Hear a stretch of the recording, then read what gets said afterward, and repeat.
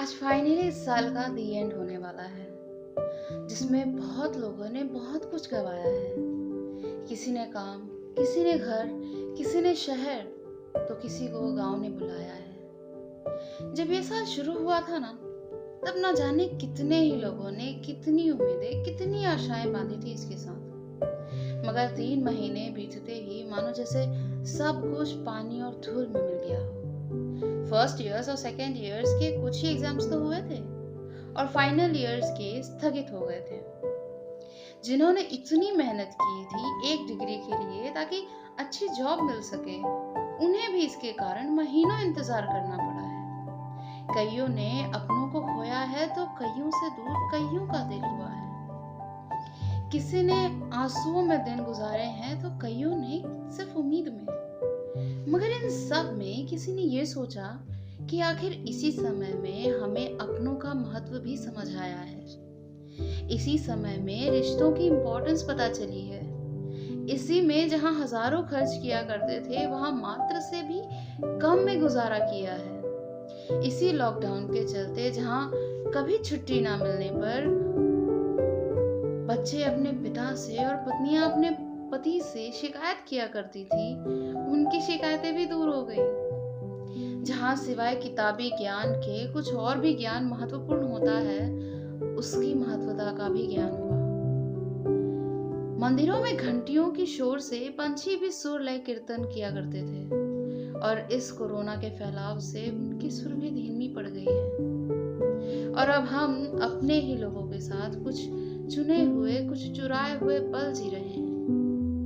कुछ डिप्रेस्ड और कुछ स्ट्रेस्ड हुए हैं, तो इस साल ने कईयों को कईयों से व्यथा का मार्ग भी दिखाया है। खैर, ये सब रही बाकियों की बात, लेकिन क्या ये सोचा किसी ने कि हमने 8th क्लास के बाद कभी अपनी इच्छाओं या कलाओं के ऊपर ध्यान नहीं दिया।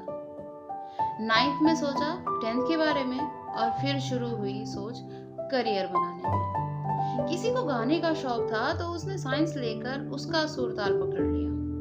किसी को पेंटिंग पसंद थी तो उसने कॉमर्स के अप्स एंड डाउन्स, कैलकुलेशंस में रंगों को पीछे छोड़ दिया।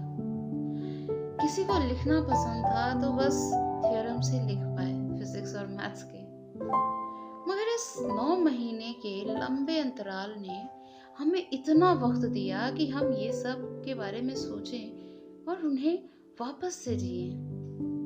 हाँ, एक बात है, जिनका 10th है उन्हें स्कूल का लास्ट ईयर एंजॉय करने का अंतिम ईयर नहीं मिला, कि कुछ यादें बनाने का वक्त नहीं मिला। जिनका फाइनल ईयर है ग्रेजुएशन का, उन्हें कॉलेज के कुछ हंसी पल जीने को नहीं मिला। लेकिन इन सब के बावजूद एक बात फिर भी अच्छी हुई है। अगर ये कोरोना ना होता तो शायद एनईपी में बदलाव जो आया वो हुआ ना होता। जो हमारी संस्कृति है, जिस पर हमारा अधिकार है, उन्हें हम कभी समझ ही नहीं पाते।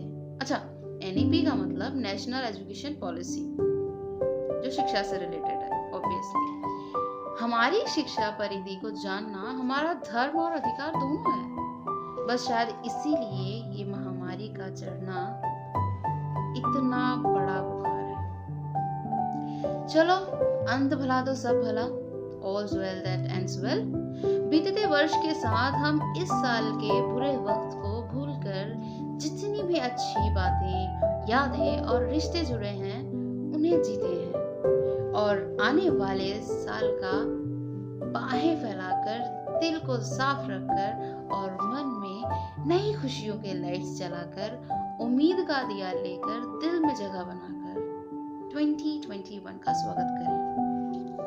हाँ, पार्टी भले से ही ना करें, मगर एक छोटा सा काम जरूर करें। आपके जितनी भी करीबी हैं, दोस्त हो, दुश्मन हो, भाई बहन, रिश्तेदार, पड़ोसी, दूर के सभी संगी साथी, उन सबको एक मैसेज करके उन्हें इस नए साल की मुस्कान भरी बधाई जरूर दें। और हाँ, उन सबको धन्यवाद देना मत भूलिएगा, जिन्होंने इस संकट के दौर पर आपका साथ दिया और आपको अकेला नहीं छोड़ा, आपके सेहत को सर्वोपरि रखा। बस उन्हें मत